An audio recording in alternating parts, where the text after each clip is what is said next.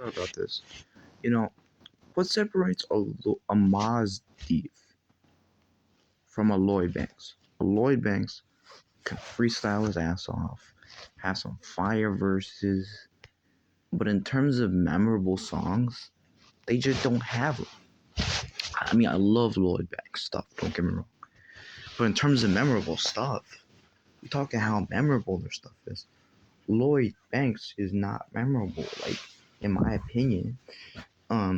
Lupe is more lyrically talented. I'm telling you, if you have listened to Lupe, go listen to Lupe Fiasco. He's a lot more lyrical than guys like Kendrick, J. Cole, even Joey. Uh, but even he's not a Mos Def, because Mos Def and Nas, like, they touch your soul. They touch that very soul to, like, they go deep within you. Then that soul of yours, they touch. They're like street. Nas has like street philosopher type flow and albums to them that I really dig. He's in my top 15 for sure.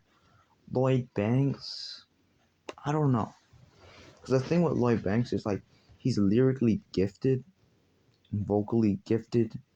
His projects are all good, but you can't name me like a song that's like memorable. Like, name me 20 songs from Lloyd that are memorable. And I'll probably listen to them and be like, no, they're not memorable. Because to me, they're not. Ghostface Killer, Raekwon, they got memorable stuff. This is what separates, this is what separates,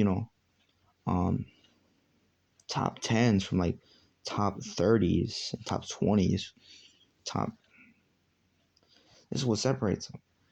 This is what y'all don't get lyrically. Lloyd isn't spitting anything that Mos Def, like, hasn't spit even harder. Like, we talking how raw the stuff is. 50 is more raw. This is why everybody like 50 more, because 50 was more raw. Though Lloyd was more lyrically gifted. He was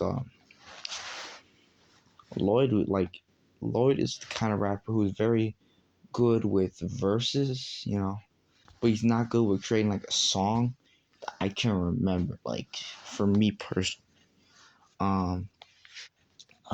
there's so much more I can talk to, but it's like there's layers to this discussion, and I don't think some of y'all understand, but that's just me. The problem with casuals, in my opinion, is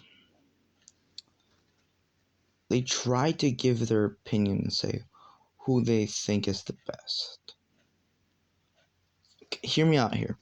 It's like if a little kid eats chicken nuggets, macaroni, pizza, then says pizza is the best food. You wouldn't respect it because they haven't had many foods. Okay, I get it. No matter how many foods you're gonna have, there's still gonna be a lot more foods you haven't tried. I understand that, but bottom line is, like, they don't know the history. They don't know the ideas and everything that they put into that food itself, so they can't appreciate it. Then someone who, like me, who has done some homework on this rap stuff, on this hip hop stuff, can appreciate it. Can appreciate someone like Ludacris, who, like, is not lyrically gifted all that much, but is, like, in terms of energy, and like Playboy Cardi, who is dope, like, energy wise, even though Whole Lot of Red was trash. Like, this is like with casuals. They try and say J. Cole. They try and say Kendrick. They try and say one of these new guys is the best, because, like, they gotta believe one of their guys in their era is one of the best. When honestly, Kendrick and J. Cole aren't even top 500. Like, if we go deep and deep, we count groups and everything. We count energy. We count all these things. It's like,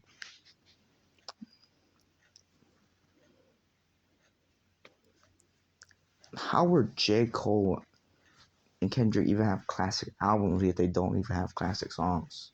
That doesn't make sense to me.